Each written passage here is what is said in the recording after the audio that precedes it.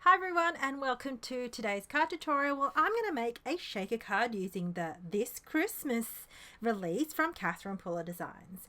Now, shaker cards is one of the things that I love making, I just don't do often enough. And today I consciously went out of my way to create a card that was a shaker card because these are really, really fun and the recipient absolutely loves them. So I'm going to do a double frame and I'm going to be playing with the scallops and dots, as well as the holiday glimmer and the adorning doves. This is the holiday glimmer. I saw this and automatically went embossing.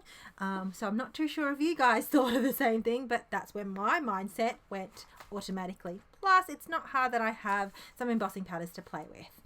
So what I've done is onto the top right, I've actually die cut a whole heap of the adorning doves.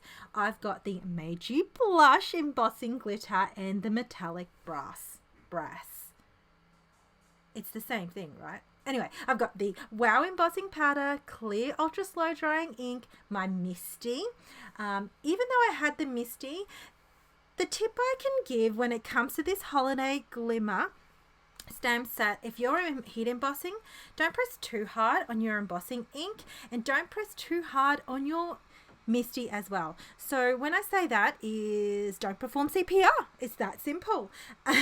It's something I feel like I often do, is have a little bit of a heavy hand when I'm trying to grasp and get that image. But you will see when I pour this embossing powder, the metallic brass over the top, you'll see that I went a bit too heavy-handed. So I've got some scrap piece of paper here. This is copy paper and I've just folded it in half. It is something you'll see often that I do.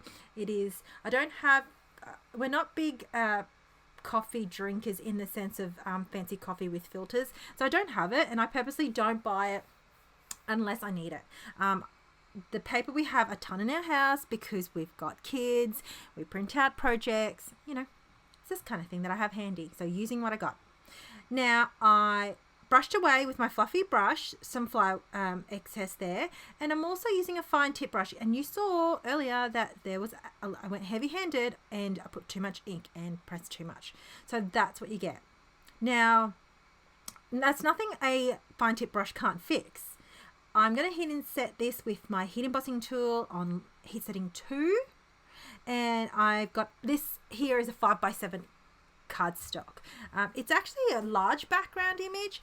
I have been playing with larger cardstocks lately. I just am liking that kind of bigger area and creative room. And then when I feel like I can cut it down to size, then that's what I do.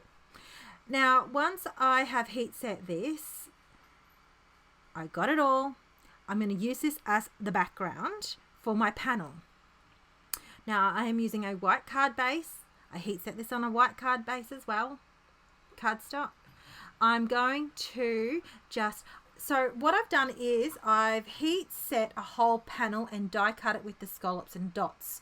Catherine Puller dies here. So I've got one here already that I've pre-die cut with the Meiji blush, but I've also thought it was still a bit too white, even though with my mindset I really wanted to still make a shaker card. I knew I wanted to step it up just a little bit more with the shaker element.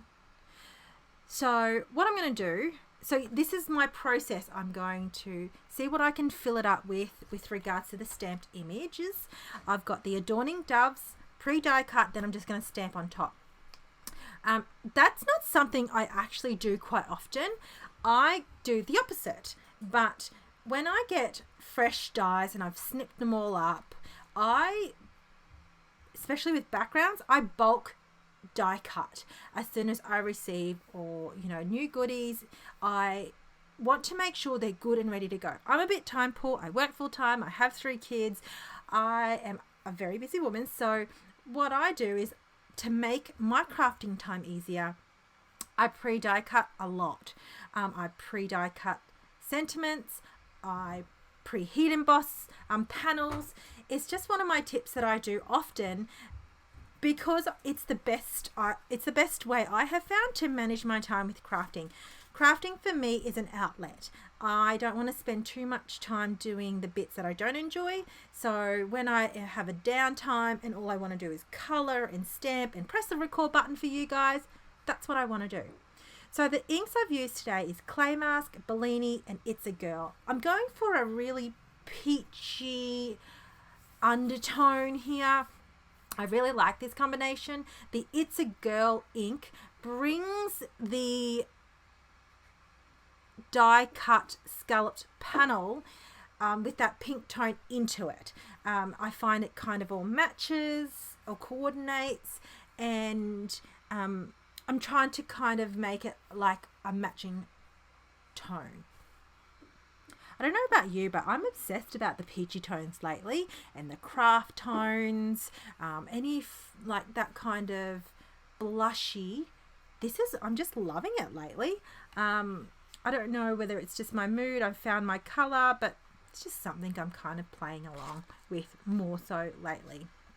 I find that color scheme is quite prominent in the decor range here in Australia, so I think that's why I'm getting a bit drawn to it, with a little bit of brass or gold. Yeah, it's just something I'm playing and loving. So I'm just going to stamp these images. I'm surprised that you didn't see my hair. I'm trying to consciously stay out of view. And I was really doing my little fist pump, going, nailed it, without without having you guys having to see my hair. I was a bit excited about that. All right, now this is where I went, right, too much white space. I really still want to step it up.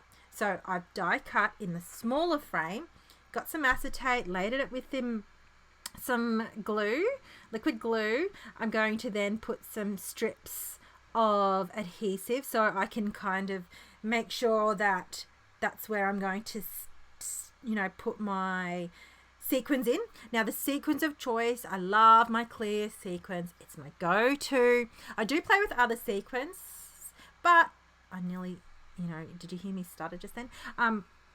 I want to make sure when I play with other color sequences, I have a mindset I want to coordinate colors. So I do have a little bit of trouble, so that's why I use the color wheel. Thank you to Catherine Pooler and her templates. You can get that on their website for her inks. I tend to stick to monotones and what I feel comfortable with, and then when I feel courageous, that's when I use color wheels. That's when I use my colored sequence.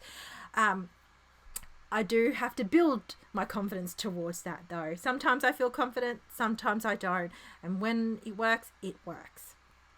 So here I am, just making sure that's centered. You can still see the heat embossed star element behind. You can still see the sequins popping through, and then I'm just now going to adhere all these panels down, these little bits of accents down.